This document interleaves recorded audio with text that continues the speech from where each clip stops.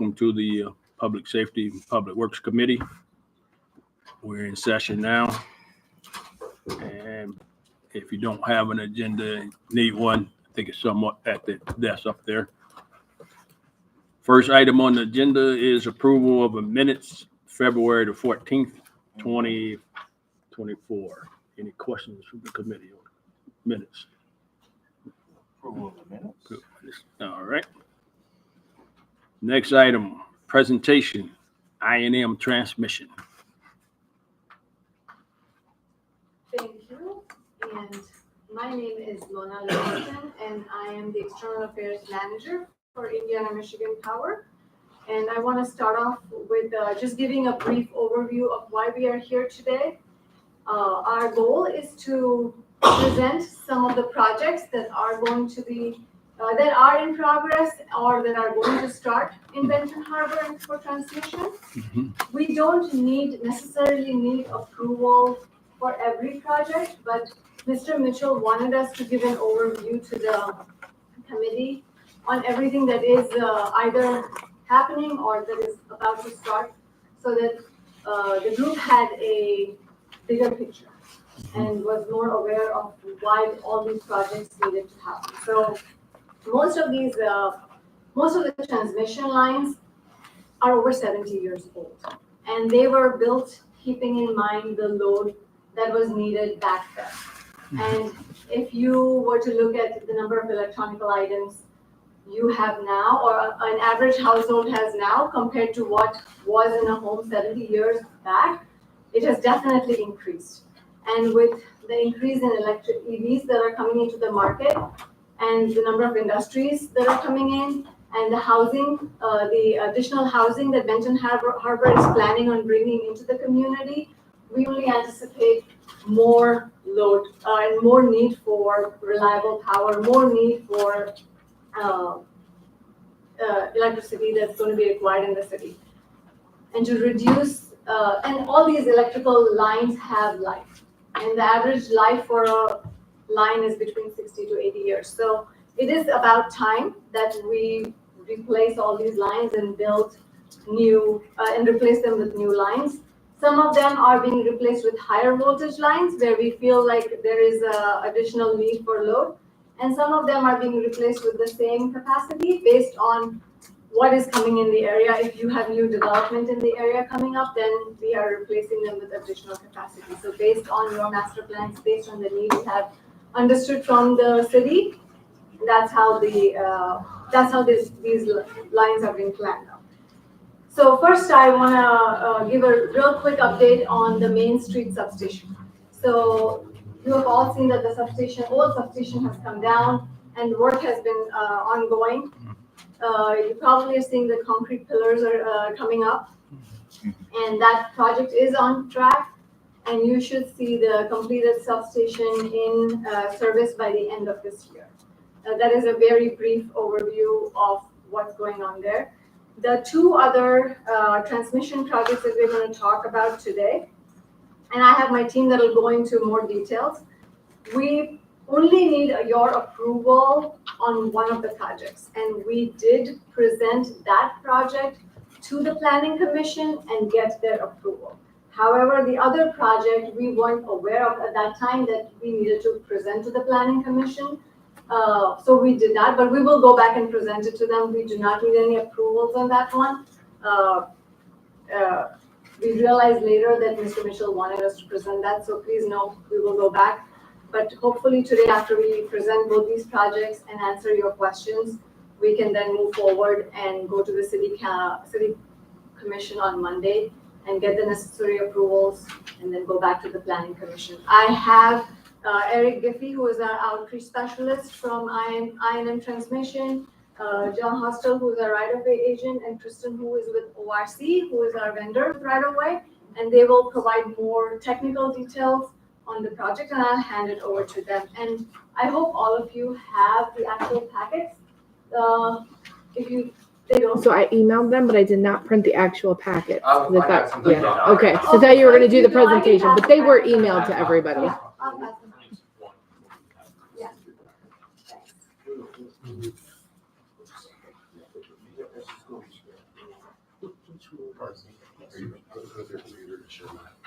They have it already up. Oh, they have. So Does it have? it just. Do you wanna? Okay. Oh, that's right. Okay. Did you want? You don't- Did you want? I did one. You- Did you want? Yes.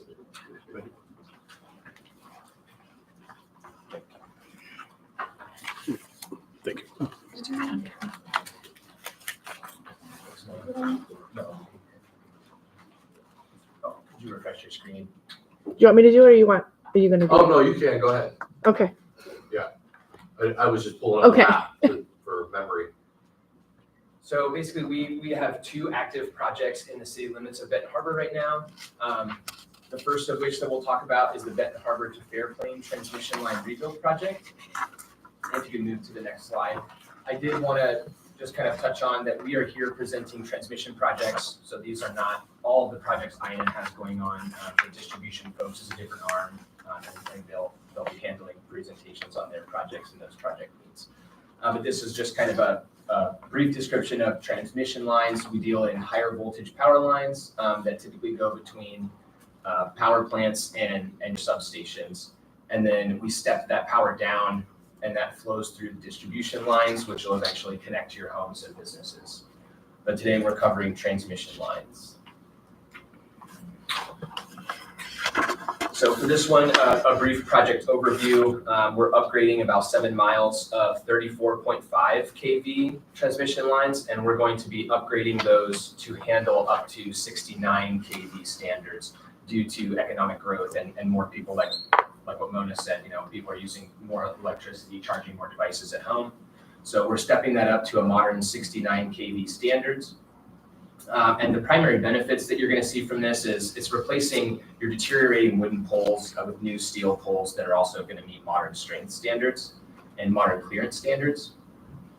Rebuilding the line reduces the need for frequent maintenance and the number and duration of customer outages. So the power should be going out less with the new equipment. And then modernizing the line supports the growing demand of electricity, enhancing reliability for all of your constituents. So just to touch on the project timeline. So this project was announced back in February of 2021, but we understand that roles change, people change in the roles. So we just wanted to give you guys the kind of broad strokes overview. We kind of fast forward to where we are now.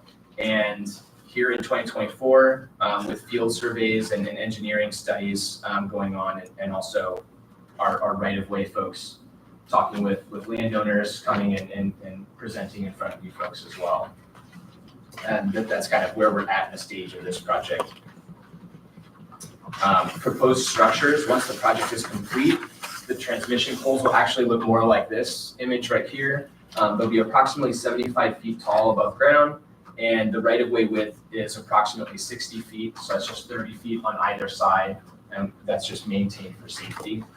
And you will see the distribution lines on the bottom, and then the 3 lines alternating. Those are our transmission lines on top of that, and then a shield wire on top. And just to kind of touch on our right-of-way easements, the power line, our engineers are designing the line to reduce impacts in the city, distance to buildings, trees, and things of that nature. The 60-foot easement, as I mentioned, primarily for safety, and then maintaining the safe distance from vegetation and buildings there. Click the next one, and I'll pass this over to John, who has the easements, the second packet that you guys have. Right. So my name is John Hostel. I'm the lead right-of-way agent for American Electric Power Transmission. And to follow up with Eric just shared about the 60-foot easements. Now, the majority of the line, as you can see, is the blue line. It kind of cuts off at the bottom. That's in the city limits with the blue line. It's in road right-of-way, and it's on the edge of the road. The need for the easement is just a need for safety concerns. As you see the lines on the edge of the road, onto the one side, the clearance is over the street, so there's no need for us to acquire anything, as the road is like 25 feet wide, onto the other side. And mainly, these are AEP clearances, including the national standard clearance. The national standard clearance is probably roughly around 40 some feet, 40 odd feet, but we add additional feet for additional clearances. Now, the easements are for our clearances. It just goes to show that we ask for an easement that says that you won't build like a shed or a large building in that area because, they create a potential risk of a higher elevation structure that close to a high powered line, a risk for shock, and that's what we try. That's why we want to maintain the easements. But now the easements are at the front of the lots for the city. I reviewed each one of these easements with Adam March and Mr. Mitchell, and we reviewed them to make the most to maintain the easement and to make it most buildable to each lot. We've eliminated. There's no structures on any of the easements except one, and that is easement structures. Easement 173, or no, 171, that's West Market, that runs east and west. But as you can look, we'll start at the one that for 11th Street. You can see that's Exhibit A. You guys all have that one. It's the bottom right-hand corner. It'll say 11th Street, or in the thing, 11th Street. That's just a blank parcel. As you can see, that is only, it's 17 feet wide. It's the beginning of the parcel of right off the street, and it's in length roughly, let's see here, 198 feet. And you could probably grow brushes or shrubs. They could, if a business was to build there, they could put a low level sign. There's really, but basically we just asked that no trees, large trees that would grow into mature trees would be planted there. So that would be the only restriction. Besides that, I'm sure you guys have a building code setback for housing, and I do believe it exceeds, I think your guys is 30 or 35 feet. I do believe it exceeds the 17 feet. So there's no really need there. A long time ago, like Mona mentioned, when they built these lines, there was no electrical national standards, so there was no need for easements.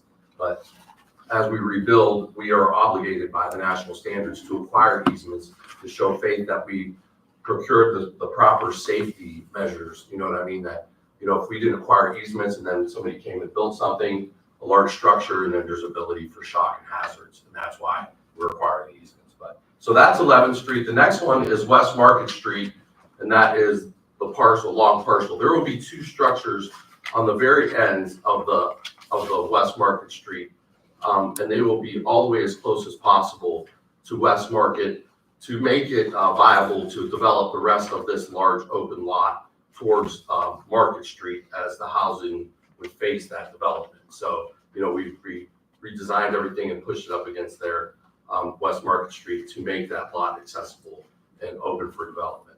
And then the last one is right across the street from West Market. It's right next to, there's a salvage yard and there's an open lot. And what we did was we lined up the line to the western border of the lot to hug that line to make the far east of the lot open on the corner. If somebody wanted to develop that for a gas station or whatever, our line wouldn't pin them in or inhibit their growth or development there on that lot. But I am open for questions if there's any questions on any of these easements, or if I do believe that you sent them the easements out, right? There's easement language, and if you guys have any questions or follow-up questions, you can send them to Mona. Mona can forward them to me, and I can get you guys answers about easements with retain. But what we do is we also will pay market value commercial or residential or whatever the property's appraised at, and then that's a payment to the city coffers, and you guys are free to do with that money whatever you choose. Now, also, I want to talk about, from right away, we also will ask for the signing of the easements, but we also permit everything. Everything, like I said, most of our line is in what we call road right of way, which is right next to the streets. And there's a lot of concern about the trees and the removal of brush. Why all of a sudden we have to remove those trees? And like I shared with you, over the years when the line was built 70 years ago, trees have developed, people have planted, we try to maintain certain things, but trees they grow larger, and now with new electrical standards, we have to adhere to those standards, and we have to clear out a certain amount of area, like I said, and that's why the need for the easements in certain areas. And we required all the easements with other private residents all along the land. And I know that there's certain areas along that road right away, which is still city property, and you guys own those trees. And we did a tree study and we developed the payment matrix and are willing to pay, for each tree at certain growth, at breast height. The diameter of the tree, I think 26 inches and larger, would pay out like at $2,500 per tree, if not greater, if you had it appraised, and it appraised larger at that value. And if you want, you guys choose to have each tree appraised at it, and then we can honor that value. But I will share with you the payment matrix and have that sent out to Mona to send out to you guys to share that with you. And then if the city would like to have a separate meeting about the evaluation of the trees and discuss what we had for the monetary value or how we establish that, then we can share that with you guys too and go from there. I think we have a tree. Oh, is it in There's here? an assessment on the next. Oh, page. okay, I'm sorry. So if you go. I to didn't the know next- Yeah. So this- Yeah, so we did this, and these are the large trees. There was a lot of concern about our line that goes north and south along Broadway. There was a lot of trees and a lot of large trees that were old growth that would have to be removed. Now, we removed out of the alleyway to Broadway so we could get our easement, our clearance standards, like I said, the national plan, electrical standards, we have to require easements.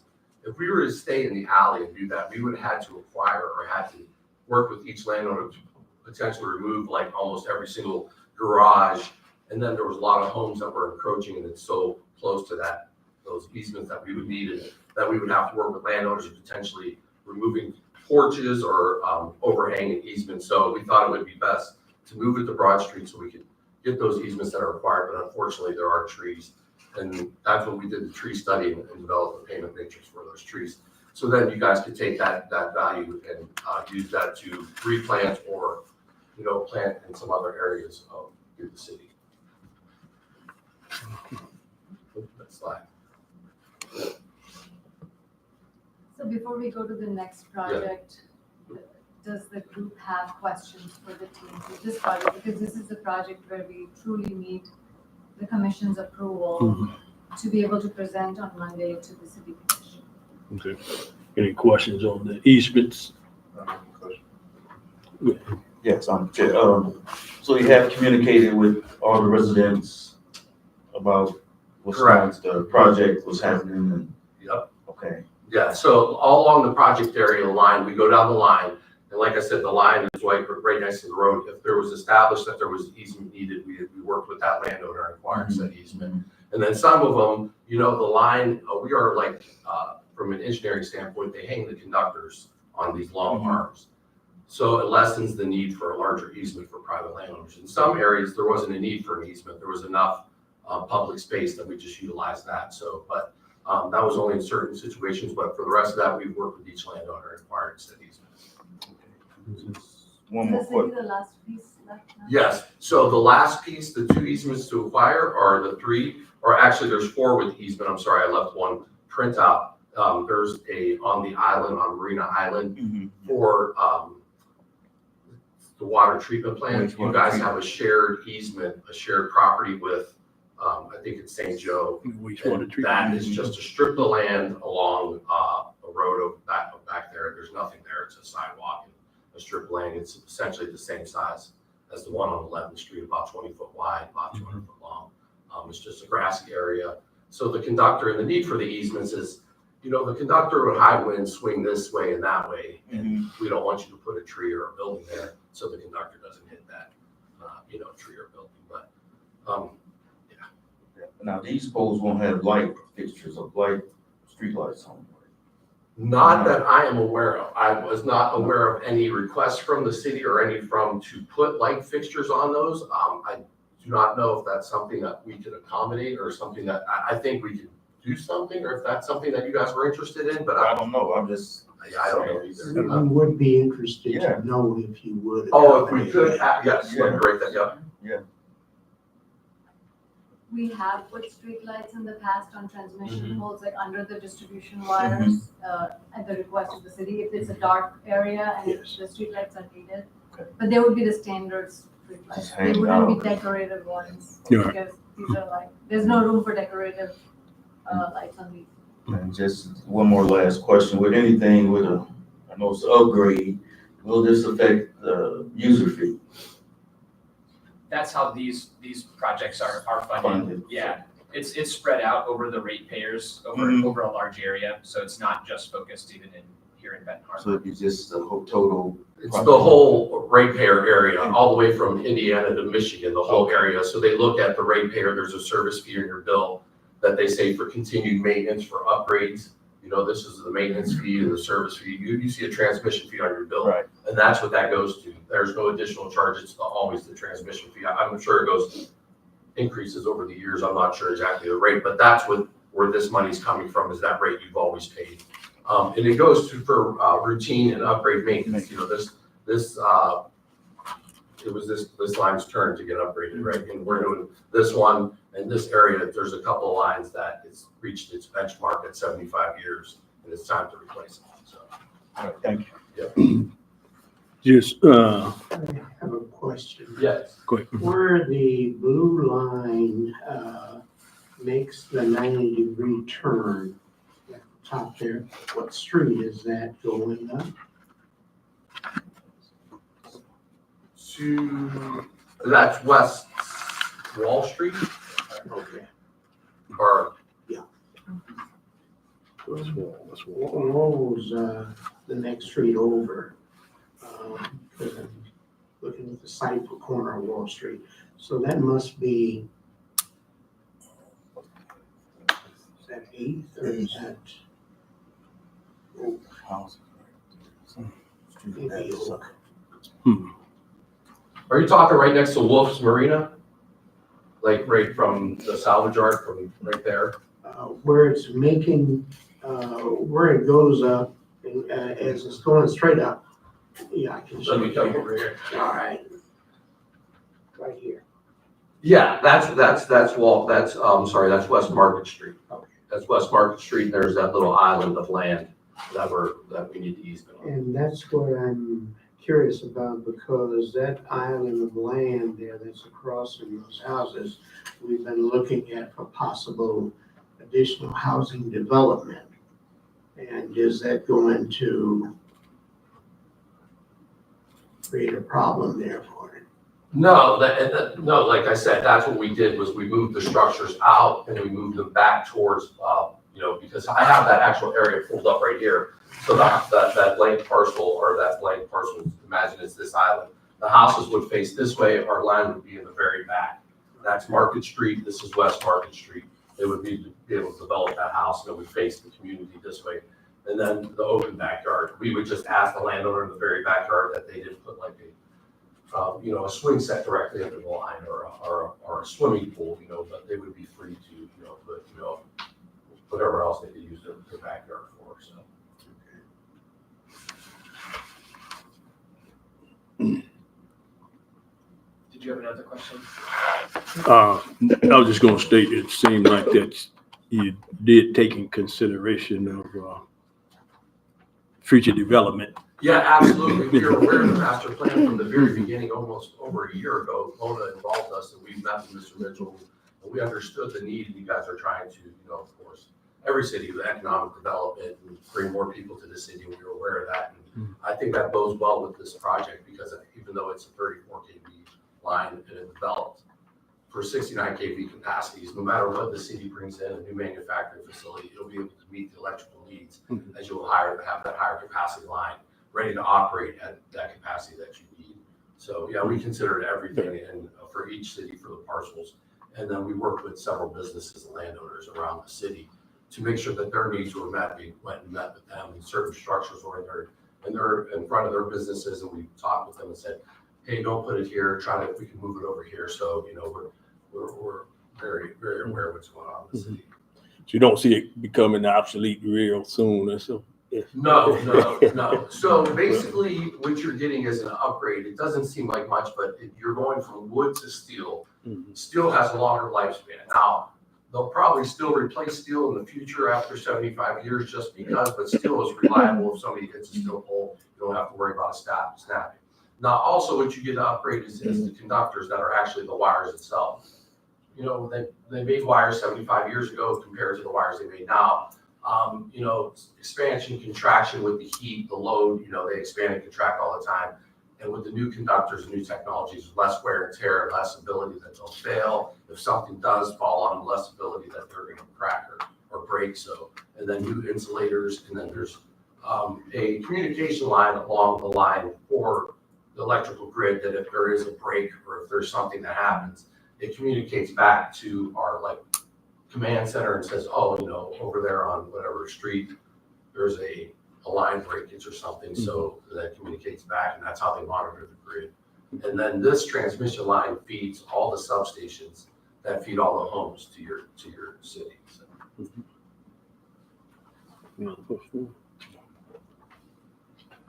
All right. All right. We can move on to the next project here. This one is Benton Harbor to Riverside Transmission Improvements Project.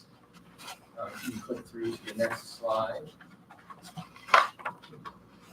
For this one, we're upgrading about 4 miles of that same 34.5 kV, and we're upgrading that to operate at 69 kV standards. Similar to the benefits of the other one, replacing the aging lattice towers and wooden poles, and that's kind of a key point in this one is some of the structures were lattice towers and they take up a lot more space at the base. And now we're going to be coming through with this upgrade, and we're going to be condensing that a lot further, reducing the impact to the community and the land around it. Rebuilding the line reduces the need for frequent maintenance again, and then modernizing the line is still driving home that it's supporting economic development that you guys have planned, future plans and things you've had going on in the last 70 years. For this one, the timeline looks a little different. We've been playing around with our timeline imagery, and I like the other one better, but that's just me. For this one, we're still in the engineering phase as well. Detailed engineering phase with our engineering staff who's actually designing the poles and the wires. Oh, thank you. Who's actually designing the poles and the wires for the line. And details down to where exactly those poles go and all that type of stuff. Then we'll be looking to move slowly into the construction phase, but construction's not looking to be happening until about 2026. And then it's a short span of construction on this one since it's only 5 miles long. And it would be from early 26 to project completions estimated or anticipated at fall of 2026. Very similar structure image here as the other project, just a very modern structure. This one is going to be a little taller at approximately 100 feet above ground, and that's really due to the location of where it's at and us needing to get some more clearances over surrounding buildings and things, so that the pole has to be a little taller to create that clearance. And then the same thing with the right-of-way width, seeking that modern standard of approximately 60 feet, 30 on both sides of the structure. And then for the final slide. So engineers are still working to reduce the impacts to the city and landowners. With this rebuild, we're utilizing existing easements on city property already, which is why we don't have any easements to propose today. The same 60-foot kind of majority of the route for the easement distance there, and then maintaining that safe distance from vegetation and buildings is just a high priority for the rebuild as well. Did you have any questions on this project? And the same goes for the other, I didn't break down or do a tree study on this yet as we pushed out for construction date. And the time that we're gonna need to clear trees or evaluate those trees is gonna be a couple of years from now. But when we get closer, I will do that tree study and evaluate those trees and present you the number of trees that are gonna be removed and at the time, and what the matrix that, we're willing to offer and so forth. And then, a lot of the project that's on city properties and road right of way and all that's going to be permitted property, just like the other property. Anytime we're in road right of way along Benton Harbor city streets, we submit the plan, it's an engineering plan, to the city engineers. They review it and then they say yes or no, and they evaluate it and say, yeah, this there might be other city utilities, and they'll tell us and they'll say, hey, you could go here or need to move or yes or no and stuff like that. And that's what the permitting process is like kind of the final step that says the city officials, the city engineers reviewed everything and it all lines up from an infrastructure point of view. But yeah, I didn't want to dive too far into it from a right-of-way standpoint on where this at because as like I said, it's a couple of years from now. And I'm sure you guys are going to remember me too. If we're too far out, we Yeah. don't have that level of detail yet. Yeah, right. Hmm. And then, you know. Things could change, yeah. Exactly, things could change and, right. And then also, we did acquire all the easements needed from private landowners Mhm. along this project. And I think we are down to the last two landowners, and they are, we're working with, they are with private businesses, and it's just a matter of accommodating to move a structure on their parking lot to where they're comfortable with it. So besides that, we are gonna be all acquired. So when we go forth and when the project kicks back off, it's gonna be a little bit more, not fast paced, but we're not gonna be, there's gonna be more into just to the, into the forestry and then into the construction. We should have a more firm schedule, and there'll be, you know, you'll see some movement then, but we're, like I said, we're a couple years away from that, so. And all of this is also available on the website. There's a project webpage for each of the projects, and we post project updates on there as well. Great, thanks. Good. Mr. Little, you have any questions?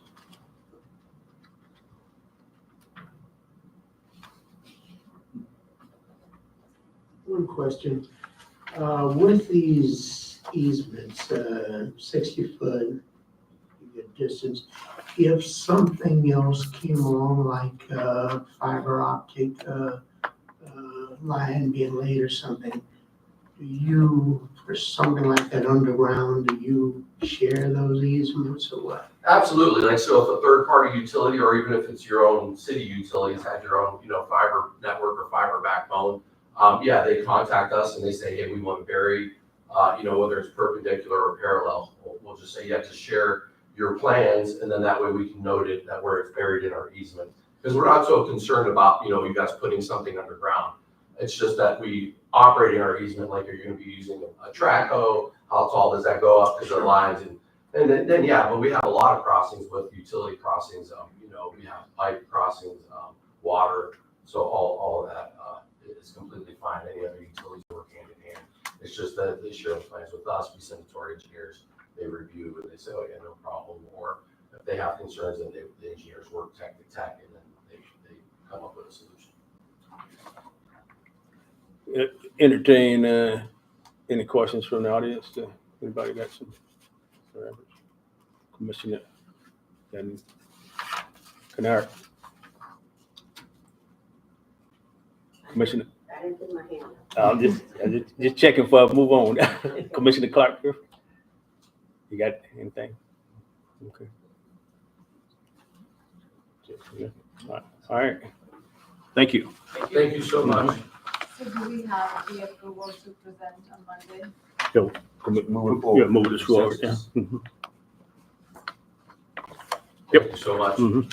We appreciate it, appreciate your time. Mhm. And like throughout the course, I always said this at the last meeting too, if you guys ever, or anything comes up, you guys have questions, you know, and you guys send them to Mona can forward right on to me, and, you know, say, hey, I was in the shower and I was thinking about this, and, you know, just send it over, and I can get you any questions answered for you guys. So I appreciate your time All today. right, thank you.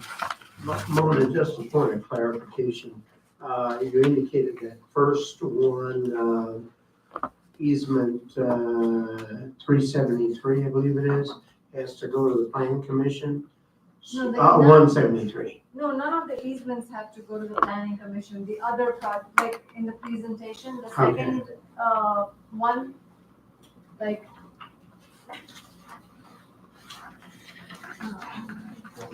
The Benton Harbor Riverside Transmission Improvement Project, this has to be presented to the planning commission.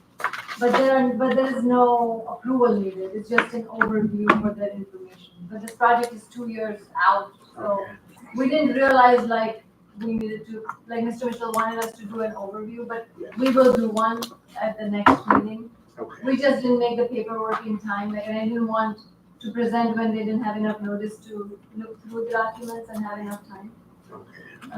So we'll do it at the next one. Okay. But there's no approval. If we need to get with her in terms of putting a resolution together, that's what he needs to say. I'll touch base with her tomorrow. All right. Yeah. Next item on the agenda, Department of Public Safety. You wanna- I, you wanna go? thought Now you he said- wants to go. Oh, okay. I was gonna say. I thought you wanted to skip it, so. Yeah, I put the 2024 Local Streets Program on here. I was gonna do a presentation. I wanna take that off the agenda and come back to you guys. I need to put together a little bit more today. Okay. That I didn't have. I was, talking to finance, talking to the fund. My goal there is, I think last year we put together, working with city staff, we put together a local streets package. We went out for bid. I got bids. We came back to commission for approval to award the contract. Mhm. This strategy is I'm putting together some ideas and some scope items. I'm gonna come and present it to public safety or a committee. And kind of just talk through what items we have. Then we will go out to bid. After we have a chance to vet it out and look at it together, Mhm. then we can come back. So it's not coming back to you guys as a contractor bid for approval without you guys may not seeing the scope item. So Okay. change it up a little bit so that we can meet, we can talk about what might go on in local streets. If the city wants to pursue local street projects for this year, maybe how much that is, and then we'll go out for a bid package. So, Okay. but yeah, I wanted to pull that today, so Okay. just apologize for the confusion. All right. All right. Department of Public Safety, Mr. Chief. Good evening. As you see, we have quite a few things on here for code compliance, and actually the safety report was at least a third code compliance. So unless there are any questions on the actual report, we can get into these other items that need to be discussed. If you want to speak to something on the report, you can, but you'll roll right into I think most of the things that are on there are gonna. present. Yes, a lot of things that are already here, he's about to present now. Okay. Well, let's go with that. Okay, so just wanted to kind of give you an overview. We're 2 months into the reorganization of code compliance, and I can honestly say I'm busier than I've ever been. And everybody I think that's working in code is. Just some of the accomplishments. New building officials been hired. We've interviewed 2 candidates for electrical inspector. We'll talk about that later tonight, about moving forward with a new candidate for electrical inspector, Dave Godward. Over 110 code complaints have been processed in the past 2 months. A lot of those actually probably in the past 45 days. Policy and procedure manual, I would have thought I would have had it done by now. I started before the reorganization. Every time I think I'm close to done, we find a new policy or procedure we need. So we're in that. The chief still is working on the fee schedule, but honestly, we keep getting pulled on more and more things in it. But we're working on it. Last week, an abandoned burned out structure list was turned over to Mr. Little, and by the end of this week, a downed tree list. I think he has some funding to help with downed trees in the city. We've condemned 8 buildings. 4 unsafe to occupy orders have been issued, 5 citations have been issued, 20 abandoned vehicles have been tagged, 16 were removed by the owners, 4 were towed, 24 violation letters have been issued, 1 no trespass order was issued, 4 illegal barbershops and 1 tattoo parlor have been turned over to Laura from the state for follow-up. Fair Avenue Tire Shop has been turned over to Eagle. For the illegal dumping of tires, they moved out and just left. There's probably 500 plus tires there, so Eagle is in the process of finding them for that. 3 unlicensed food vendors have been turned over to the Berrien County Health Department, and numerous illegal parties have been shut down. As far as permits go, 14 building permits have been issued, 100 electrical permits. Electrical, and that's one of the things we'll talk about later, but we are bombarded with electrical permits because of the lighthouse project going on in town with the upgrades to the in-home water lines, water heaters, etc. So electrical is literally every day more and more permits have come in. So in 2 months, 100 electrical permits. 6 roofing permits, 4 demo permits. We've issued 10 stop work orders for work without a permit. And also, I'll come back and I'll touch on municipal notice of municipal conditions here in a little bit. But want to talk about the importance of the need for a notice of municipal conditions. 30 rental inspections have been completed. I hate to say this, but that's more than all of last year and probably the year before combined. 27 of those were in February. March, we have over 60 scheduled. And this program is my priority. We know that fires happen in rental homes in the city of Benton Harbor. The way we can prevent it is by inspecting rental homes. So we'll talk more about that here in a couple of minutes as well. Commercial fire inspections, 26 commercial fire inspections, 56 violations have been cited. 5 business registrations have been achieved or received. We're achieving compliance with this through our fire inspections. So as we go out and we find businesses that aren't registered, we make sure that they get registered as a registered business in town. Along with that, income tax. We notify all business owners and landlords when we do our inspections that they're supposed to be paying income tax as well. So we give them the paperwork. So we'll chat about that a little bit more here coming up too. What are the most common code violations? Demolition without a permit, house flippers. The one thing we have to be concerned about in Benton Harbor right now is people from outside the city coming in, buying these homes at tax sales for $5,000, flipping the houses without a permit. So they demo it without a permit, they construct it without a permit, they do electrical permit work without a permit. Then they're selling it for $135,000, $140,000, $150,000. Uninspected work, we have found some just horrendous things in these. Electrical work where they take knob and tube wiring, so wiring from the 1920s, they splice it to Romex from today, and then they expect that to handle today's load. What that does is it's a recipe for disaster. If you guys remember our last fatal fire on Broadway, McAllister,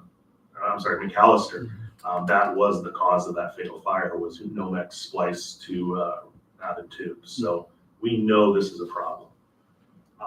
So non-permitted work, and the house flippers is a big issue. Non-permitted apartments and rentals, renting of rooms. Had a guy complain yesterday, it was followed up on today. He was paying $650 for a single room in the city of Benton Harbor a month. A single room, no power. His power was ran through an extension cord hanging from the ceiling. That was the only power he had. These people are being taken advantage of. It's our residents that are being taken advantage of by landlords that usually aren't our residents. So we have to remember that, public safety is about keeping the safety of our people, right? So when our residents get taken advantage of, that's a problem. Illegal assemblies and these blind pig parties. When we have people charging for alcohol and having these parties, we know that there's other drugs, violence that come with them. So, we've been really hammering these parties hard as well. And from the code end, I have, especially the fire code end, I have some ways I can go about it that law enforcement doesn't necessarily have. For example, I don't even need a search warrant on the fire end of things. So if there's fire code violations, we can shut these parties down even easier than law enforcement can. Some signs installed without a permit. Honestly, that's small potato stuff compared to rest, but we are trying to enforce the sign permits. And then unregistered rentals and businesses. Common fire code violations, fire extinguishers out of date, blocked exits, extension cords, etc. The one piece I wanted to hit, because I think it's important, we know there are about 300 commercial businesses now in the city of Benton Harbor. We have a very, very extensive list. Those we got to look at as taxpayers, right? So when we know income tax, we have an income tax, those are people that should be paying income tax. So we know that. So, we're trying to figure out how to get that list from our software and make some things talk. I want to show some conditions of what we run into. And this first one is very, very disturbing. This first one was an illegal rental home. That is a gentleman that you see burned up. He was sleeping in the closet of this illegal rental. And the hot plate that you see sitting there, he fell on and caught himself on fire. He was being charged $400 a month for this room that he's living in. There was maggots, there was bed bugs, there was roaches. I'm going to show you some other pictures of this home. But This is one of our residents being taken advantage of by a landlord. This is horrible. It's completely inhumane. No human being should be exposed to this. This is the home. The stove was also being used for heat. And those are bugs that you see on the wall there. Those are roaches and bed bugs and other bugs crawling on the wall. There was 3 gentlemen living in this home. This is horrible. This is another one. This house, we were notified by CPS that children went to school with roaches in their ears.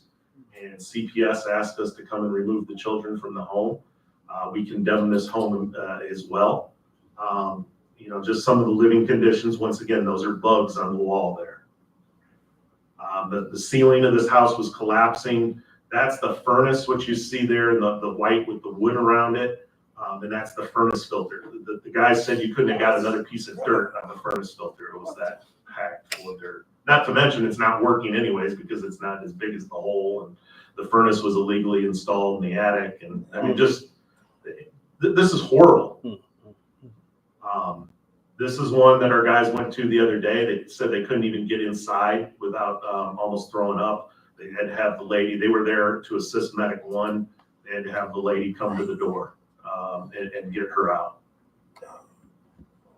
You can see the extension cords in there. Once again, this was the only power she had was extension cords. So this is the importance of why we have to be doing rental inspections. This is that same property. The chimney is falling off the property. There's electric on the outside that is an issue, etc. These next pictures are very disturbing. This is Harbor Towers. We talk about urine and feces. There's urine and feces at Harbor Towers. Today alone, we caught a gentleman that was defecating in the hallway at Harbor Towers. So I will give Ms. Hill credit. She called immediately. You know, we got out there. We were able to handle it. But once again, no one deserves these conditions. You know, and here's the thing to remember, especially with Harbor Towers: the troublemakers don't live there. The troublemakers come from the streets and cause the issues. This was an apartment inside Harbor Towers where one of the residents, the roaches were coming out into the hallway, getting into other people's. So this is a complaint that we received last week and we followed up on and investigated and found it to be true. As far as I know, we were told the people were being moved out of the apartment and Harbor Towers was going to fix it, but there is mold in the walls. You know, we've been told about this for a while. Now we can prove it. This was an illegal party venue. We had shut down 4 different times. The final time we made an arrest and tickets. Illegal gambling operation going on. You know, obviously illegal parties going on. But the other part of this is there was 3 different people living in this building as well. This was a commercial structure. Nowhere that we would have thought there was people living. You see 2 of the 3 apartments there where people were living or operating from.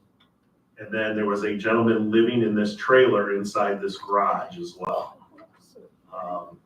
You know, all the power inside this garage was being ran with extension cords from the other part of the building.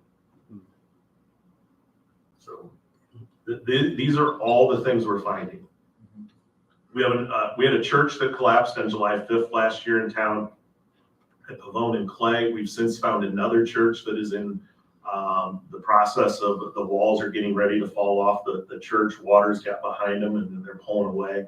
The pastor is working with us on that and they're working on a plan. But you know, these are just some of when you have neglect for so long, unfortunately, these are some of the issues that we're finding. This was a fire inspection we recently did, and if there's no picture that says why we need fire inspections, this is it. That's LP gas there. That is enough LP gas to take out all of downtown Benton Harbor. It was in the basement. LP gas, liquid propane, is heavier than air, which means where's it going to settle? The basement. What's also in the basement? Furnaces, right? Gas, ignition sources. Right a couple feet away from the LP gas, you see the illegally done electrical wiring with wire nuts and an extension cord, where they were running a device that took a lot of power through an extension cord that, wire nutted. So, I mean, they had every ability to start a fire there. It was just by luck. I will say that the occupant was extremely cooperative. They were removed that day. They've come up with another plan, and they've worked with us, but this is why we do the inspection. So I guess at this point, if you have any questions, I went through that very fast, but if there's specific things or anything the director would like me to hit on. Yeah, I just want to add just a couple of things. So everything you just saw was probably 40% either phone calls that we followed up on, or guys going from A to B. So all that is not even everything that we're looking to even address. Again, these are predominantly communications that come to us that we either investigate or enforcement officers are out really going from A to B, going to go do something and come across something when they go to do an inspection. So we have not even gotten into, nor have we forgot about the illegal tires, the illegal dumping, the lots that are so overgrown with brush and whatnot. So we're working with Mr. Little on that project. So I just want to make sure that the citizens don't know that we're not simply focusing on like this commercial stuff or rentals for the safety of the residents, because all that is safety. Even when you have a lot that has a bunch of overgrown brush on it that's been years, and there's dead trees, and the inside of the trees are rotted, that also is a fire safety hazard. That's just what we call fuel. And we've seen a lot like catch fire, say from a firework, and next thing you know, we have an entire acre of fire. So again, I just want to applaud Brian what he's done with code compliance. This is only a couple months. We are in, this is reaction mode. We haven't even gotten into being proactive. So that is coming. As we learn in this reorganization, we're putting together a plan where we will, go, for example, maybe starting at one end of Levette and Pavone and McAllister and work stem to stern. We've never been on Pavone, especially the 500, 600, 700 block. It's terrible. And as Brian says, our people should not be living in these conditions. So again, I just want to make sure we're clear on that. There's nothing that's taking precedence over anything else. We're taking bites at the apple. We didn't get here in 2 years. We won't get out in 2 years, but we're gonna make a darn difference in these couple of years. So with that, we'll open up to any questions. Mr. Gunn. Is there any way for residents who are experiencing conditions like this to like maybe just call, and if they call, like, I know you said you don't have to have a warrant and stuff like that, but that was a different situation. But is there like a hotline, or do they just call the department? And is there a way to promote, like, hey, if you're experiencing this, call this number? Yeah, and we put some on our Facebook page. We will continue. But I get them through the city manager's office. I get them through the clerk's office. I get them through the public safety number, the code number. Honestly, I don't care how we get them. As I've told every single person, and I don't think anybody has waited more than 24 hours for a follow-up, even on the weekends. So however we get them, we'll take them. Some of them are anonymous. The one guy yesterday goes, my landlord will kick me out if he knows I complained. Okay, that's fine. I don't, you gave us the information we need. He's charging you $650 a month for a room. You don't have power in there. That's a fire code violation. So it's a rental. We have the ability to enter. Now, obviously we have to go in with the owner. We can't go bust him. There's no code enforcement SWAT team. But we follow the rules, but we get in where we have to get in. And I can even historically, Mr. Gunner, to your question, it's actually yes, yes, and yes. There was a number that we used to have. There was a program that we used to have that we want to bring back. It was a tenant rights program, and there was a number that you can call. And we do intend, again, we're setting together a plan, especially with our social media, which seems to really have a nice reach of these things. So we're the most recent thing we've been talking about is putting out something as far as the four-wheelers and the dirt bikes. Of course, we're still doing with that. So yes, to get that out there, to let people know, some people will try to weaponize the department against the landlord or vice versa. But pound for pound, that's not necessarily the case. If we walk into a place that looks like one of these places, that's a problem. And again, I refuse under our watch to have any Menard citizen be subject to that, and we know about it. Let me mention another piece that we're going to be working on to close the circle. One of the problems is after we go through all of the work to do what we're doing, the burnout house is still there. The problem property that we rescue the person who's being mistreated from is still there. We've got to get to the place where we can come up with a sufficient penalty against the person that's violating the rule and doing this, that they don't feel able to go down the street and do it again, or to even go back in the same place and try to do it again. The due process requirements are what gives us some difficulty, but it should. We've just got to work on it to get it done. For example, a lot of these burnout buildings and so forth, they've been cited. We should be able to go forward and demolish them. But legally, there's a due process requirement that when it's posted, we get a certain time period for the owner to respond. We have to afford them either the right to go to court, or we've been working on a zoning board of appeals so that they can come there and try to make their case. But this stuff has to be followed through within a time period, and that's what we want to do. We can't put the property up, and even in addition to that, once we get cleared legally to demolish the property, there's still a process. We have to, and especially using HUD money, we have to submit all of these properties to SHPO to give us a clearance saying that there's no historical value, so we can tear it down.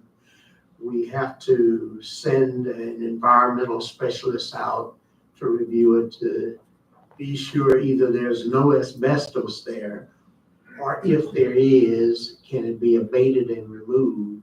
And if it's too much to do that or unable to, then we have to classify it to go to a special dump that is qualified to take asbestos. And once we go through all of those steps, now we can put it up for bid and get it torn down. But that has to be a throughput process that just keeps moving, because if it delays, we can't take a house that burned and got cited 2 years ago and do something with it now. The presumptive rights of that owner survives that to where we have to go through it again.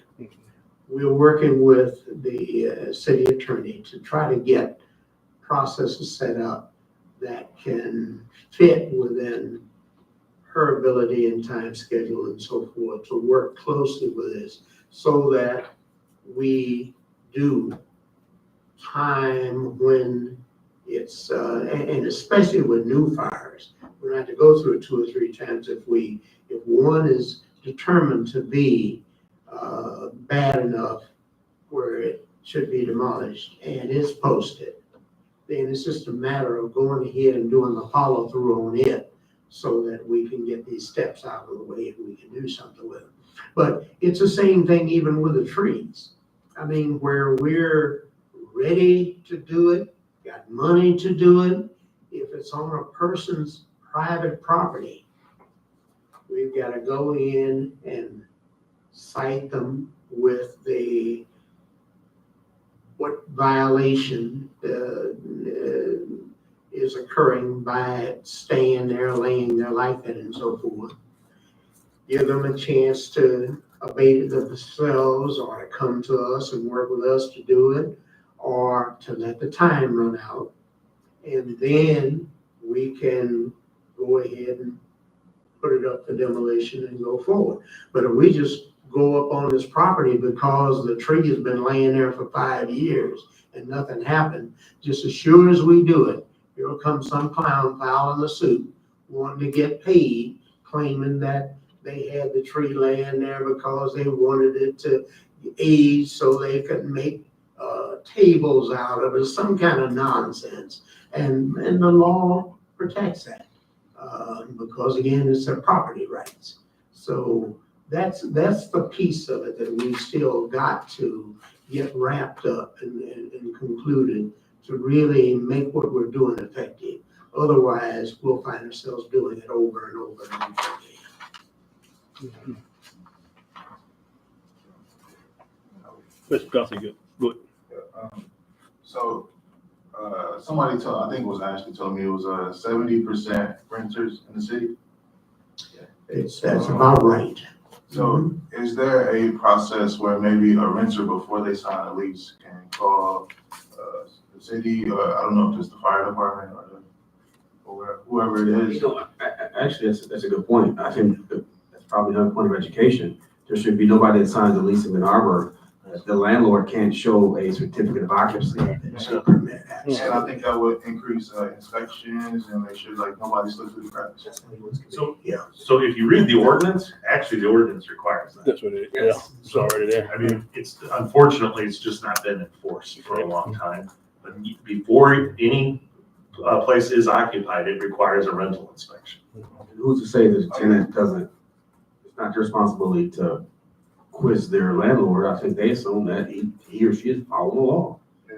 And they're not. And I would even say like for a tenant, it's like an extra way to protect yourself. Yeah, I'll make sure we do some social media on that as well. And I mean, we have to get those words out the more we can. So anybody, you have a great reach, share that stuff. Let the people of Benton Harbor see it. And I want to get with the city attorney to ask her to check again whether there's some change since we initially did that ordinance years ago. When we first put it in, the requirement was placed to get an occupancy permit before utilities could be turned on. Right. The gas company, the light company, everybody, they would not turn those utilities on to these places until there was an occupancy permit. But sometime in the period after I left the first time, I don't know what happened with that thing, because we actually used to have a housing court every Wednesday night right here in this room. The chief judge assigned a judge to come over here, and we would have all of our tickets and everything ready, present them, all the evidence and so forth. They'd often give them another 10 days or whatever to do it, but ultimately it worked and we got the process done. We penalize people if they try to get somebody into a property without having an occupancy permit. The occupancy permit assured that the inspections were all done on plumbing, electrical, and everything to avoid the kind of thing that he's talking about that created a lot of those fires.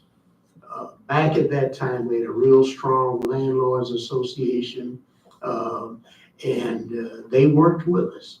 And we were able to get some of that stuff done because you had the more or less professional landlords association, and you had these people like we're talking about that come in and do stuff at night and whatnot. And the efforts we made at that time worked. If we can get that occupancy permit back to where it was, and if we still have the ability to get the utility companies to comply with us, we can break up a lot of that. I need to go back and talk about two things that I breezed over. The first was on the fee schedule. The one thing we need to make sure when we do this new fee schedule, and I know the director is working on it, is we have to have penalties for doing work without permits. Absolutely. In most towns, that is double the permit fee. So we need to have teeth. Right now, there's very little teeth. When you do work without a permit, yeah, we can require you to get the permit. We can do a stop work. Other than that, it's very loose. So we need to have that. So what they do, they get caught and then they come down and get the permit. It should be a penalty for not getting it in the first place. Yeah, so usually, most towns, it's double what the permit fee is then. So if, if it was a $500 permit fee, then it's $1,000 for doing it without the permit. So that's something obviously the commission will have to have discussion on, but whatever there is, there has to be a penalty. There has to be a way to say, listen, we're not gonna tolerate it. The second piece to this is, and Director Little sent a notice to the attorney last week supporting this as well, was a notice of municipal conditions. And what that is it costs us $30 at the courthouse to file a lien on a property. And where this would be used, it would only be used in the worst of the worst cases, and especially on the flippers. So right now we have one going on Edgecombe, I think it is, right? Edgecombe, is that right, Chief? That's the one we found? Somewhere on the north side. Anyways, where a house was bought for $5,000, it's currently for sale for $135,000, $140,000. Every ounce of that work was done without a permit, and it's wrong. We can see in the pictures the furnace is installed wrong, and the gas line is completely wrong in the photos. So in this case, what we would do is we would file this notice of municipal conditions at the courthouse with the Register of Deeds. It would go on there, a lien against the property, so that property would not be sold until the issues have been corrected, and have met the requirements of the building official, the electrical official, et cetera. So that is that's something that I know Niles uses pretty not regularly, because it's not for every case, but when you have people that don't comply, you have to be able to achieve compliance. So I don't know if there's anything you wanted to add to that, Mr. Little. I certainly do. Anytime you don't put teeth in these ordinances, you get the effect of what we used to do in Ann Arbor with the $5 marijuana fine. That's when everybody understood that we didn't mind if they had marijuana. So if somebody got stopped, the fine was $5. Didn't stop anybody from doing anything. Everybody just laid out in the park and had a good time. But if our enforcement mechanism is so weak that there's no reason for them to worry about it, nobody's going to comply. They'll all wait until they're caught. There's no difference. I think what didn't happen over the years, and I think a lot of it was due to personnel, not having enough staff, and it just became a culture of just getting away with, whatever you can get away with, until you got caught. But I think just basically really from the pictures we've seen tonight, this stuff is not done just to try to make some money or anything. This is for safety. This is people's lives. Because when I see those propane tanks, yeah, I mean, I'm at home, sleep or something, and half the block go up because somebody, it's just, and I think the attitude, the culture got to change, that this is no longer, tolerated in our city. People just been getting away, And I think part of that is our people have to understand the process, who's benefiting and who's losing. It's the regular citizens of the city that's losing. When we talk about heavy enforcement, the first thought that occurs is somebody thinks we're gonna hurt somebody, some poor person. It's not poor people, the average citizen that's doing this stuff. It's somebody sitting in New York somewhere that has a straw party managing these things for them here. And then as soon as the place burns down, they don't even care enough to try to fix it. Just walk away from it, wait and demolish it. The city do it for them. Out of those 70, say it was 70-some% rental properties, how many, what's the percentage of that's owned by public housing? I'm not even sure, because that would include Hope 6, which just got sold and is no longer being managed by Continental Management. You know, that would, and that's all, yeah, that, like the chief said, that's a can of worms right there. That's like towers. Like that, it's. Yeah, because Hope 6 are housing commission properties, you know, the scatter sites are housing, I mean, there's a lot, and, you know, we know scatter sites, we know there's vacants out there that are in really poor condition, vacant, housing commission properties just sitting there. So, you know, we know that's an issue. And as a matter of fact, we have been putting pressure on the commission to do some things, and HUD has also, and I believe they're now starting to do that. I was contacted week before last by one of their contracted firms to assist them in doing the Part 58 environmental review that's required for them to start working on some of those. So I believe there is some movement now, but it needs to move faster, and I'm hopeful that they will do that. But it's a very relevant question because a substantial portion of the low-income housing in the city is in the hands of the Housing Commission. Both Harvard Towers and the scattered sites that are all over Hope 6 and its various versions and a number of others. And we've got to get all of it moving in order for it to make a real difference. Good. Is there a way that, or is it, the form, the checklist for landlords, is that public? Is that something like anyone can walk in and get for inspections? I can make one. Ours is on a computer, so I would just have to put it on paper so somebody could get it. Is it allowed for like public consumption? That would be. I don't know why not. Yeah, I mean, I think all it takes is me typing it out, honestly. Yeah, 'cause I would say that's like another layer of transparency for a tenant to say, like, if I'm looking at the checklist, like, oh, that's not right, like. That's a really good I've idea. seen some brochures that have that information. For basically right to know or what you should know as far as renting property. So that's probably, again, a good idea. As far as putting that circuit out there. It wasn't mine, somebody texted me. Can't take credit. We know smart people. It's just too easy to do it, the right way, it would make everything a lot easier, a lot safer. But just got to encourage folks to do it the right way. And if it's through other means, enforcement, save lives,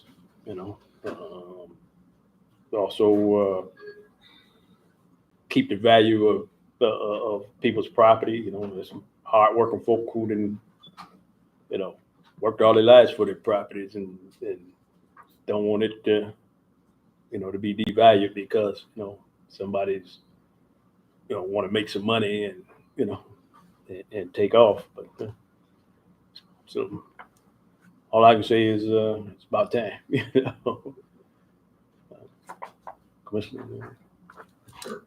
Commissioner Kennard. Yes, one of the things, I think this is a beautiful idea to start working in this capacity. I did talk to the clerk about, it's been almost a month ago, about they had a citizens advisory board had been voted on some years back and had not been put in place. And so I wanted to know, could I have a form, because the city clerk advised me that none of the commissioners can be on it, did you say? Correct. And so we do have residents that would like to become an active part of something like that, that could probably be a great help in getting the word out and helping you not to go ahead of you. But I think that was put in place to be help when it was voted upon. So I think that this would be a great opportunity for the residents to get involved, because when they're involved, they feel more of a part of going forward.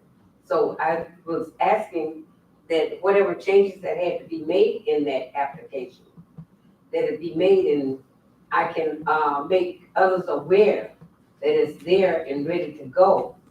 And I'd like to know the process of who can serve with it and why, and the ins and outs. It's a process for everything.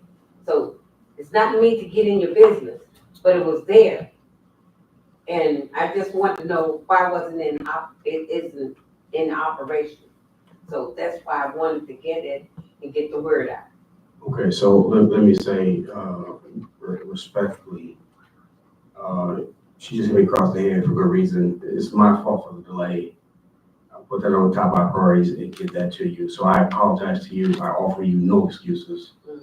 And I'll get it to you, because you did email me, so I'm sorry, and I'll get it done, because the clerk and I have been talking about it. So if you can forgive me, this is top of the list. Okay.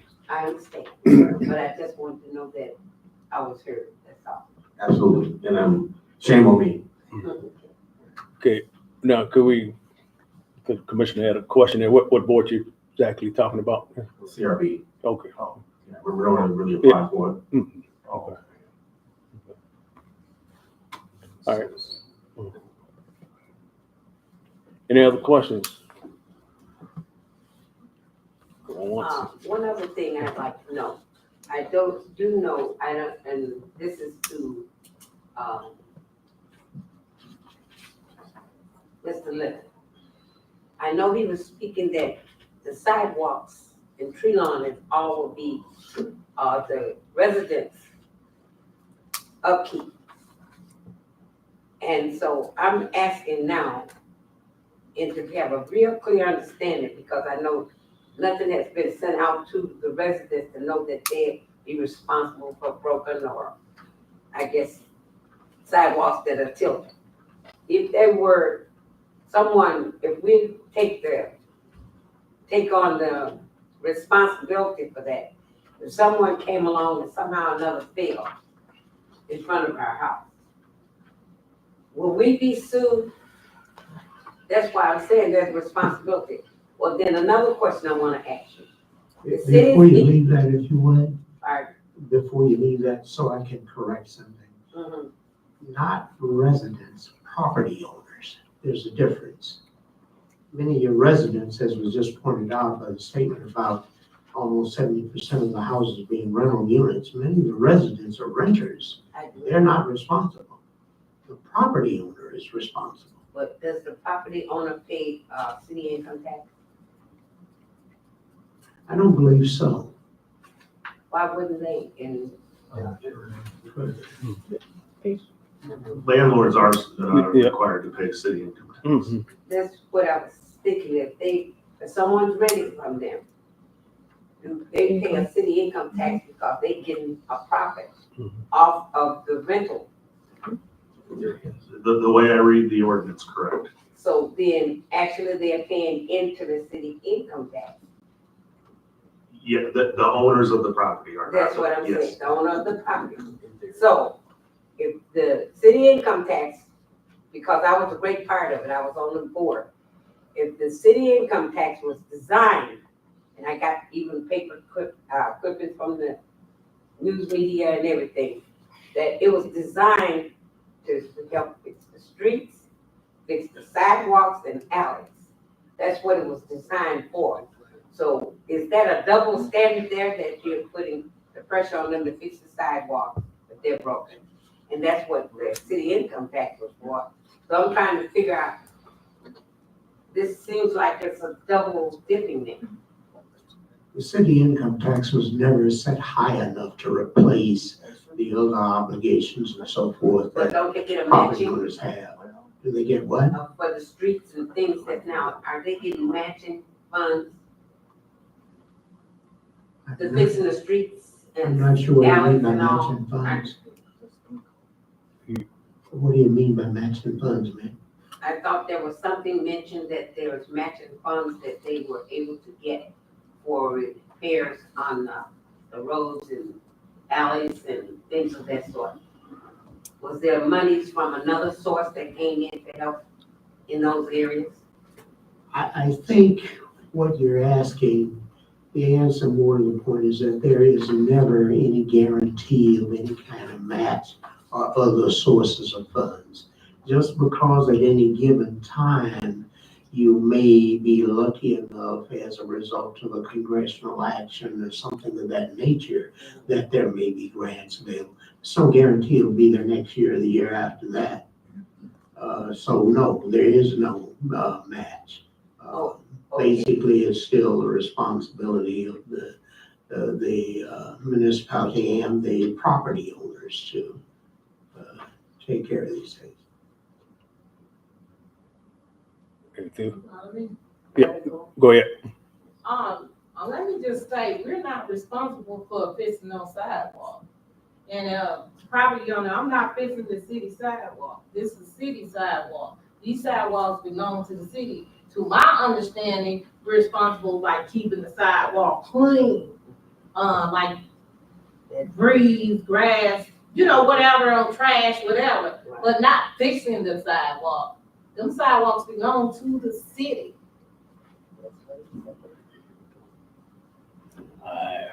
Mr. Chair, we do have like 4 more. And I am Okay, on- all right, yeah, so Could you explain that more? can we, that's really a legislative, issue, topic that, because I think it need to be explained exactly how that work. So for the sake of time, for public safety, we need to get through this report. But isn't that a matter of public safety if the sidewalk is broken? Yeah, but you talking about, And somebody trips and fall on it, it is the city. but So not, if somebody wants to sue, you can say, well, yeah, the but, city does, that's for the person's responsibility. Yeah. Nobody's received letters, Okay. nobody's investigated that when we put that in place, that it said what it said. And that's what we took it at face value to be, that the city was taking that dollars, that's why it was voted on and put in, that all working persons, businesses, all would pay in to the city income tax. and And that would be what it would be used for. but yeah, you're right, safety issue, but seem like the confusion is, who paid for it, where the money come from, who From responsible. the city income Yeah, tax. yeah, but, that's gotta be, all that gotta No, be it was explained. explained Yeah. clearly to me. Okay. All right, so next item you got there. I'm gonna actually defer this to Director Little, but I'll do the kind of the intro, the setup. So as you know, every year we have had contracts with grass cutters and at times junk haulers. And part of that is, quite honestly, the work to be done is too voluminous for public works to be able to keep up with. Really, if we're gonna have, I think, in my opinion, if we're gonna have contracted grass cutters, public works should not have to cut grass. So we do it every year. As you know, we have our lots, there's other lots, of course, we've been talking about properties and property owners that don't follow the rules, so there are times we have to remediate. This is a time where we need to get that going. Again, I think as far as the junk hauling, there had been some conversation in the past about paying for those bills, and actually it should be a pass-through, because we should be billing that to the particular property, which we had not been doing very well. So, and as far as collecting junk, I think Mr. Meeks can kind of speak for himself on, it's hard enough to keep the works running / trash running on a daily basis. But let's add, 1,000, a ton of trash on top of it. So we were just saying, okay, if we're gonna do the things that we've done, let's start that process for the RFP. Mr. Little has an idea, something he's going to be working on, so I'm going to defer this discussion to him, what he's going to do, or what we're gonna do, for that. I just would say that we gotta kind of move kind of quickly, because I think spring's gonna be on us quickly this year. So that's that. And that's about what our situation is. The plan was by the time normal spring would come around to have a solution, but I think the early warm weather is going to force us to have to come up with at least two solutions, a short term one and a longer term one. The simple fact is the city cannot afford $400,000 and $500,000 a year to cut grass. And I've got to find a solution to that. But, so we'll be coming back on this. It's nothing that we can really deal with, this evening. Probably personnel finance, you think you have some next week? That next week may even be a little fast, but within 2 weeks for sure. Okay. All right. The one thing I would add for the junk hauling piece is, so Mr. Meeks, I think still gets stuck with, all right, he gets this stuff, but when he can't get it, what to do with it? So now it's this extra fee for that, maybe to take down a Public Works, put it in a spot. What for the junk haulers in the past, the contract was specific, you take it from A to B, meaning out to the dump. There's no intermediary with Public Works. Go. That alleviates pressure on him. I believe he can speak for that himself and us process, because here's the thing, we all hear it. So he's not doing nothing. Well, because we get stuck in these patterns and we got these over here doing this over here, and then the Public Works pick up this pile, but we get somebody for this pile. It's just, it's too confusing. So we do need to, again, work with closely with Little to get a plan. Yeah. Short term and long term. Correct. Mr. Meeks, you got anything to add? Well, the whole thing about the trash removal, junk hauling and all that, it costs the city a lot of money. And when we take it back to Public Works to reload it, we put it in dumpsters. Right. So them dumpsters cost us at least $1,000 to $1,500, especially if they overload it. So it's costing the city a lot of money when somebody's, I would say code enforcement go out there and say, there's $500 worth of trash out there, and I get over there and I'd be like, that's $2,000 worth of trash, So it's just a bite, it's going back and forth. We gotta come up with a plan to how we gonna get these residents and get these, not residents, to get these junk hauling away, and how we gonna handle it to the best of the city's ability. And won't keep putting the city in the deficits for certain things. Right. And even on the Public Works side of this, the sanitation department of picking up day-to-day trash, we're now experiencing, we're getting so much trash that people are putting out. I mean, this is the time of the year, everybody got money, but we're getting all kind of furniture, we're getting all kind of trash. We gotta pick it up, because if we don't pick it up, it's gonna be left out there and it's gonna cause another problem. So we're picking this stuff up, but we gotta come up with some rules and regulations of how much trash that one household should have per week. Because see, right now we don't have set rules from the city of Ben Harbor for this. So we're trying to make up plans for like big items. They can come down here to maybe buy stickers and put on the big items. We got to come up with a plan to how much it's going to cost for them for each piece of big item. So it's just a matter of working, all three of us, all four of us. We all just got to work together and try to figure this out.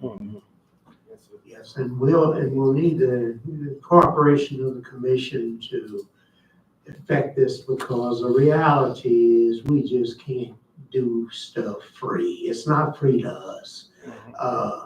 And he's right. If the fee that's charged right now for refuse is for one can, Mhm. If somebody's got 2 cans, they need to pay double the amount. Right, right. If they're gonna stack up refrigerators and mattresses and all this kind of stuff out there, like you said, they ought to have to come and pay for a sticker to go on it to show that that it should be picked up. Yeah. Because when you go to the dump, they want their money.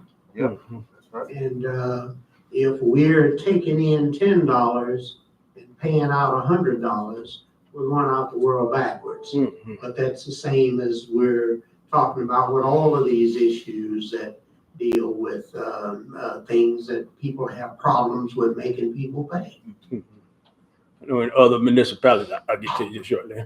Other municipalities, they do, it is a fee structure, and we just gotta figure out, Yeah, what the fee structure is, and, cause that's not right for, a person to sit out a whole house and only pay the $17 and some cent for the 1 can,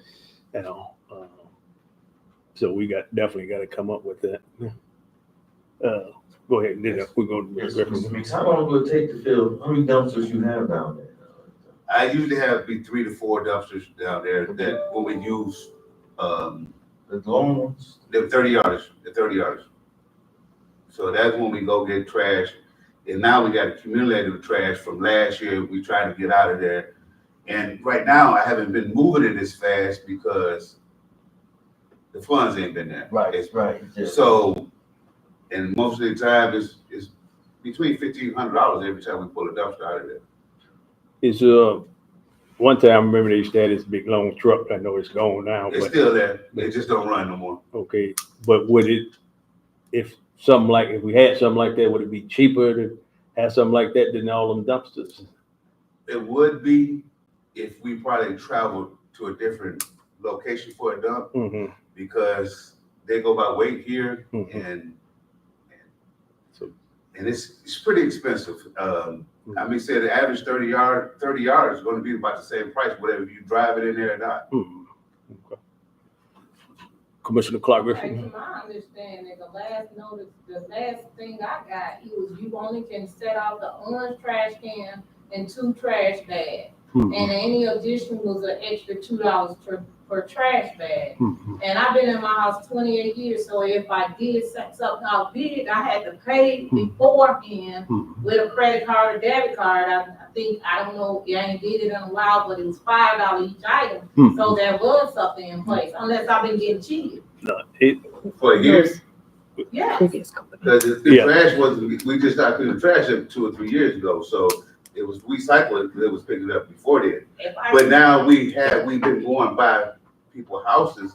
If somebody had big items, we wouldn't have no $2. It'd be like a set price. It'd be $35, $45, whatever's there. Okay, I know what I've Fair been paying. I ain't did it in maybe a few years, but I know when I have out of 20 years, every time Yeah. they said I had to call and set pay That's first, industrial and then sanitation. they pick for each shift. So I have been paying. Mhm. And then they sent out a notice, I think last year, that trash, you only, the orange trash can, and then two trash bags, each additional trash bag was $2 each. Mhm. So I've been getting cheated in, I'm gonna need a reimbursement. When it come to me, so wherever you paid it, that's what you have to go now. So- You go over public works. It didn't come to Public Works. We don't collect it. It collects down in the water department. Somebody make them prove. Yeah, well, so hopefully, staff, we can get, you gotta hire, back in do whatever you can to get that fixed and, bring the fee structure back. And I know the commission had to approve the fee structure, but that's something that gotta be done real quick, hopefully, I know it's too early to do it for the next meeting next week for personnel finance, but maybe the next legislative meeting or something, I don't know, but that's something that got to be worked on real quick, because it's just moving fast, Yeah. And I might add, we've got to take a close look at every service that we Yep. provide to make sure that it is adequately provided for financially because the city is getting into a tough situation financially. I mean, we've gone years now without collecting water bills. The excess cost of water plants draining on general fund, what's not covered by trash bill is coming out of general fund. And basically what we've been doing is just pushing the can down the road. We've got to start tightening some of this up and bring these costs down. And increase some fees when necessary to make sure that these things pay for themselves. Yeah, agree. Anything else on that? So we'll be looking, go ahead. This might be a headache of a question, but if we can charge extra for extra trash, when people don't set out trash, do they still get charged? They'll get charged their regular usage. Ready to use fee. But on top of that, I didn't say this, the dump we take our trash to right now, charge us I think a 13% fuel surcharge on every time we dump. That's every time we dump. So the average, say the truck, $800, just say it's $800, it's another $100 added on that just for fuel surcharge. That's every time we go to the dump. When you say fuel charge. Fuel surcharge. Fuel surcharge. That's what the dump charge is. What do they, I mean, that's to burn it up or something? Or? No, that's for their equipment or whatever. Oh, okay. That's ridiculous. They got a monopoly on it, so I mean, what can we do? And that's a problem. Every business and situation we deal with, they're making sure that they recover their costs and make a profit, or you don't stay in business. We're the only ones giving stuff away and not getting the money for it. Whatnot. We've got to tighten that up. Yeah. Commissioner Kennard, you had your hand up. Yes, one of the things that I'm kind of really getting depressed, I just came back from the CapCon meetings, and they said we're losing more and more of our Michiganders for certain reasons. There's such a, and then you can look at where people are living, kind of living for less, sleeping in their cars and things like that. It's such an impact to the community of people that they're suffering and everything. So when things started going up higher and higher on you, I know that sometimes the garbage men don't have to pick up at my house for 2 weeks because I live alone, for one thing, and I don't have as much trash or much garbage, because sometimes a sandwich a day can do me. I might not look like it, but hey, it does. But at any rate, I'm trying to see where is there so much pickup. I know it's some houses, but seem like it could be an offset for several, quite a few people that's like me, elderly. We don't have that much trash and everything. So where is so much garbage coming from that we have to start putting more and stacking more on top of the residents? Well, I don't think it's stacking more on them. It's just that people are paying for, paying their fair share. If you already got the flat rate, you got it ready to serve this, the 17, whatever it is a month that you pay for your orange can is a ready to serve fee that you can use it,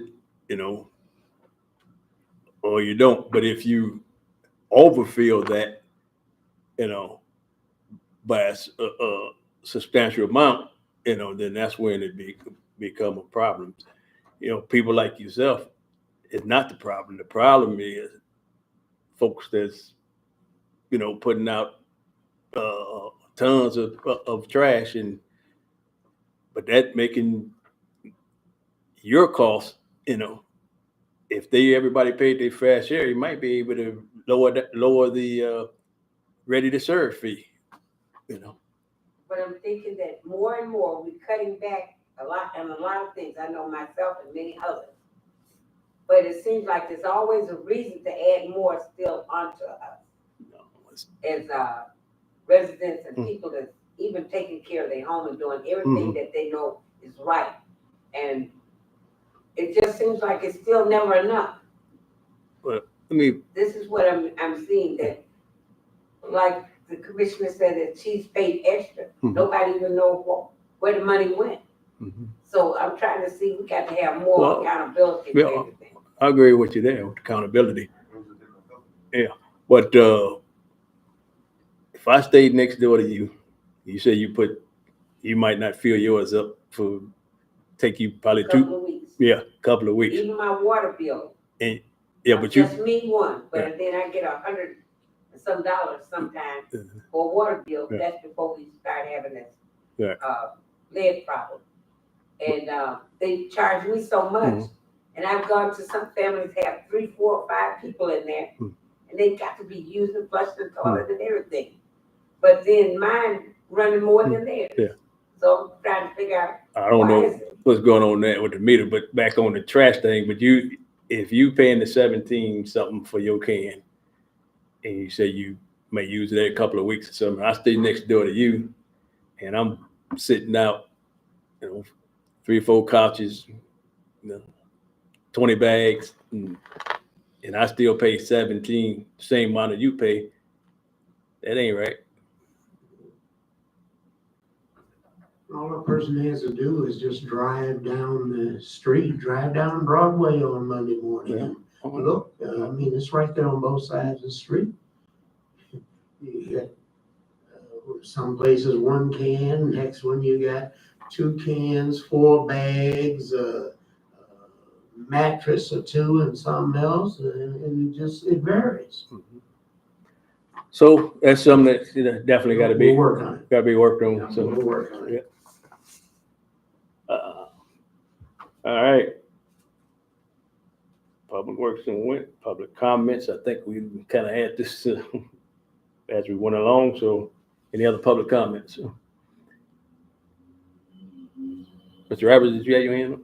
No. Okay. All right. Next item is new business. Number 1A, resolution to support for the 2024 Juneteenth parade. That's pretty much a formality that we did. Nothing different than what we did from last year. It's just bringing it forth. Consensus to move that item forward. Consensus to move Consensus, Madam Clerk. Okay. Item B, electrical inspector contract. So our current electrical inspector has some medical issues to where he cannot continue in his position. And you saw the number of permits that we are processing. So we need to replace him sooner than later. Unfortunately, the attorney did not get me the actual contract back. I can tell you that it's the same absolute agreement that we have now with the current electrical inspector. It's 80% of the fees, not to include the permit, the initial permit application fee. And then it's the same language that the building inspector used. So the attorney says she'll have it back by the commission meeting on Monday. So I don't know if you need to table that or we move forward pending the contract. I guess that's completely up to you. Mr. Chairman, I want to see that before it comes to you. Okay. It may not require commission action for it. The manager may be able to do that. Right. I'll send you a copy of what I sent the attorney. Okay. All right. So no action on that one. Item number C, resolution to approve lifting the moratorium on the water disconnection. Yes, sir. As you know, we've gone through apparently about 4 years of not doing shut-offs, that people didn't pay water bills. And now that coronavirus is over with, the lead line replacement is done, the water is safe for drinking or any other household use, there's no reason for people not to pay. And what we're proposing here is that you approve the resolution to lift the moratorium on disconnections.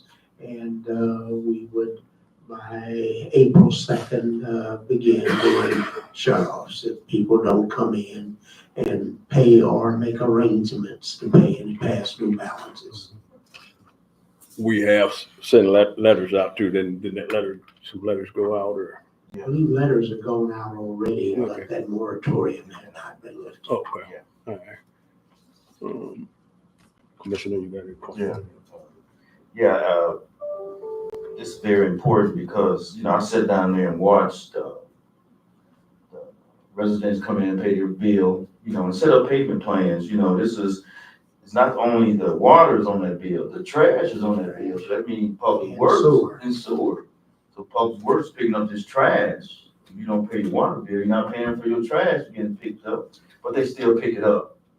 And that money comes from the general fund. You gotta take the money from the general fund, put it in the utility fund and we've been doing this a long time. You know, I heard Ron say, we just robbing Peter to pay Paul. And we've been doing this for over 3 years now. So I think it's a good thing to happen, and I think people will be eager to pay their bill and keep the water flowing, and plus it's a positive for the city to get cash flow going again. Not only that, just to add to that too, there are many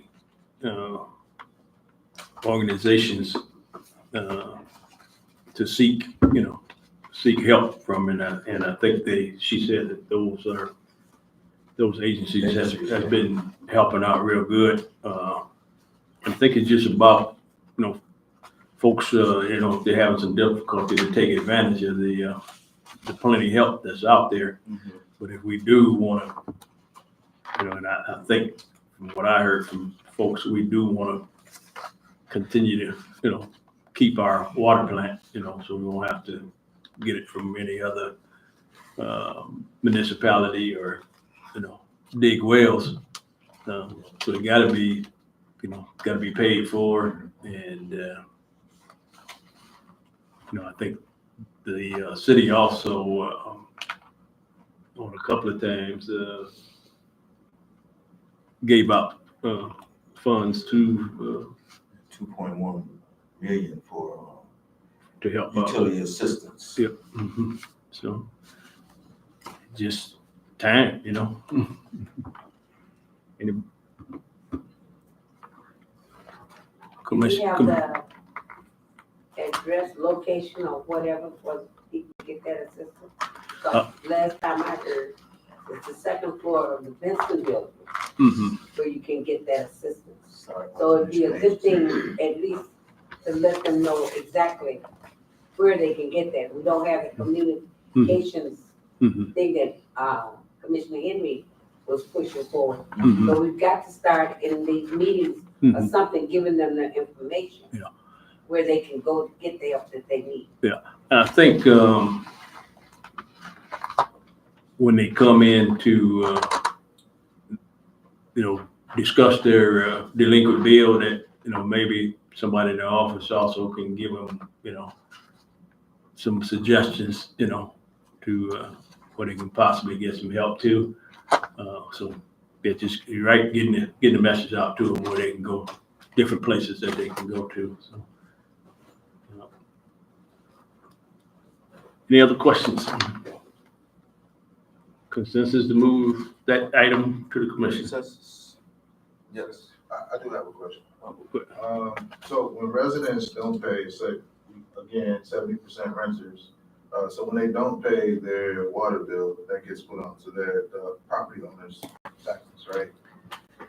There's some, I think how they had it set up is that if the water utility or the water bill, it stays with the property, and the only way it don't stay with the property, if there's a rental property that the owner has signed an affidavit and the tenant has the lease saying that they're responsible, and there's an affidavit on file with the utility service department, then that bill would follow that tenant.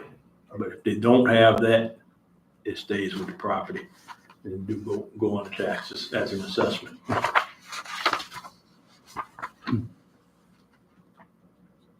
Consensus to move forward.